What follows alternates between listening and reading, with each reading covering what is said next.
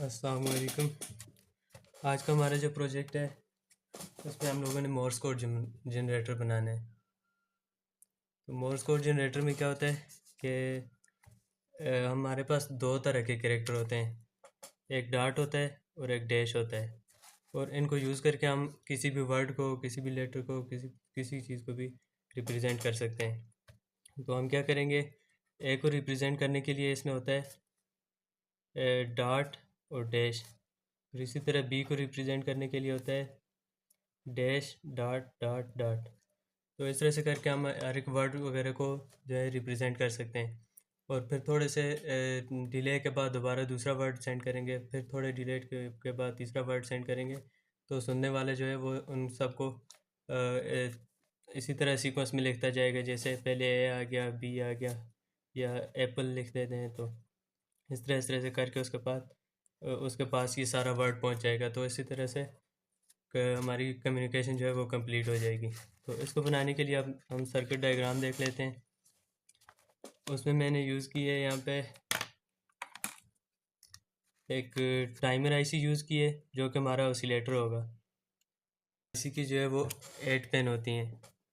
Pen 1 यहाँ से start होती है, और फिर पेन 2, 3, 4, और फिर पेन 5, 6, 7 और 8। इसको यहाँ पे जो एक नोब सी बनी होती है, नोच सी बनी होती है। तो इससे हमें पता लगता है कि इसको सीधी किस तरफ से है। तो इस नोच के साथ इस साइड से जो है वो हमारे पास पेन 1 आती है, दूसरी साइड पे पेन 8 आती है। अब हमारे पास एक 5 to 9 वोल्ट की VCC होगी, तो उसके साथ हम पेन 8 को कनेक्ट कर लेंगे। ये VCC के साथ पेन 8 कनेक्ट कर ली। इसी तरह हम पेन 7 को एक 10K के रजिस्टर के साथ VCC के साथ कनेक्ट कर लेंगे।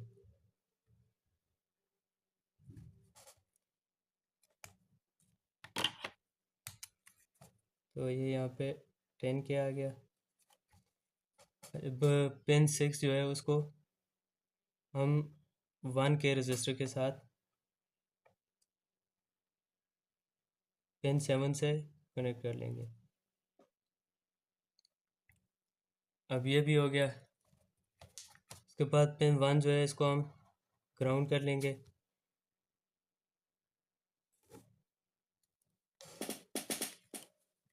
पेन 1 ग्राउंड होगी, और पेन 2 और पेन 6 को हम लोग आपस में कनेक्ट करेंगे। तो मैं इसको कैसे रिप्रेजेंट करूँ, ऐसे रिप्रेजेंट कर देता हूँ मैं। तो ये पेन 2 और पेन 6 जो है ये आपस में कनेक्ट होगी। अब यहाँ से आगे एक कैपेसिटर लगाकर मैंने यहाँ पे 2.2 माइक्रोफराड का कैपेसिटर यूज़ किया, तो वो कैपेसिटर लगाकर इसको भी ग्राउंड कर देंगे। पेन 3 जो है वो हमारे पास आउटपुट पेन है, और पेन 4 पे भी हम VCC दे देंगे। इसको मैं उधर ही कनेक्ट कर लेता हूँ।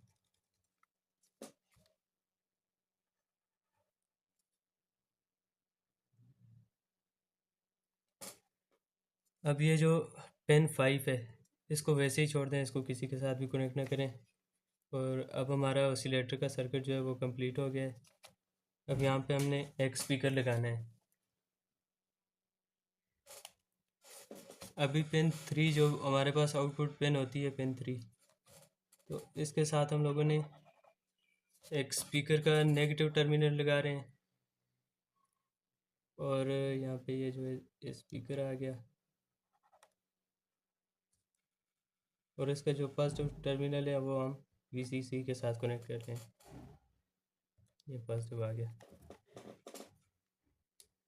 अच्छा, यहाँ पे जो है वो मैंने ऐसे किया हुआ है कि इधर एक बटन लगा हुआ है,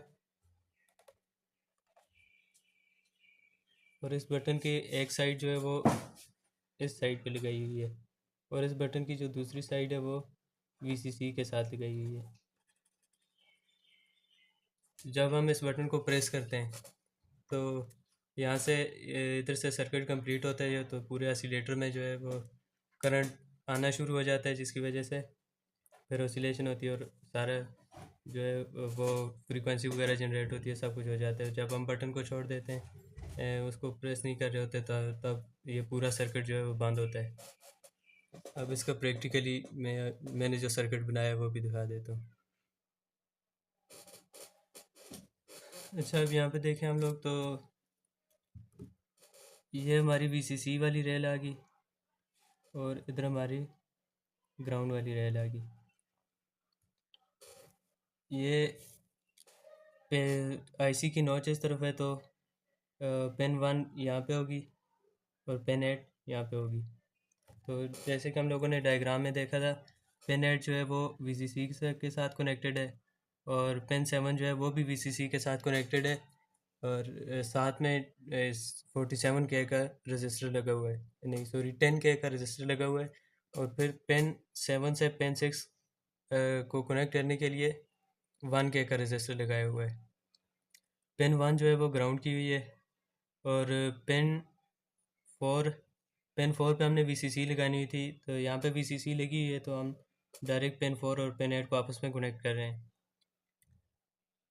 और उसके अलावा पेन 6 और पेन 2 आपस में कनेक्टेड हैं, और फिर यहाँ से सेंटर में एक 2.2 माइक्रोफराड का कैपेसिटर लगा हुआ है, और फिर कैपेसिटर की नेगेटिव वाली साइड जो है वो ग्राउंड की हुई है।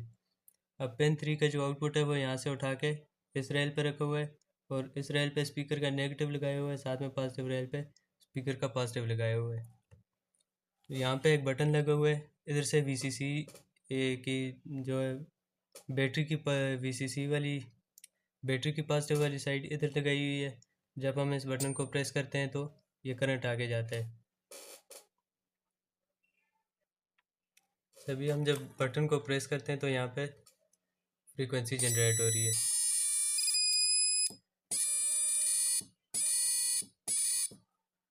तो अब हम इसकी मदद से जो है वो किसी भी लेटर को रिप्रेजेंट कर सकते हैं, जैसे कि हम लोगों ने अभी देखा भी था कि ए में एक डॉट होता है और एक डैश होती है। तो ए को रिप्रेजेंट करने के लिए हम करेंगे डॉट और डैश, और फिर थोड़ी देर के लिए रुक जाएंगे। और बी को रिप्रेजेंट करने के लिए डैश डॉट डॉट डॉट, और सी को रिप्रेजेंट करने के लिए डैश डॉट डैश डॉट। इसी तरह हम बाकी सारे वर्ड्स को भी है जो रिप्रेजेंट कर सकते हैं। और अगर हम लोगों ने इसकी ट्रांसलेशन करनी है, यानी कि यहाँ से भेज के किसी दूसरी जगह पे इसको रिसीव करना है, तो जहाँ पे ये स्पीकर लगाए हुए हैं इस जगह पे एंटीना लगा देंगे, तो उससे जो है वो हमारे पास जो फ्रीक्वेंसी जनरेट हो रही है वो इलेक्ट्रोमैग्नेटिक वेव की थ्रू जो है आगे डाटा को ट्रांसफ़र करेगी। तो हम दूसरी साइड पे एक रिसीवर लगा के उसको रिसीव करके, और इसी तरह जब वहाँ पे डॉट या डैश रिसीव होगा तो उसकी बेस पे हम किसी भी वर्ड को वापस ट्रांसलेट करके एक कम्युनिकेशन का चैनल बना सकते हैं।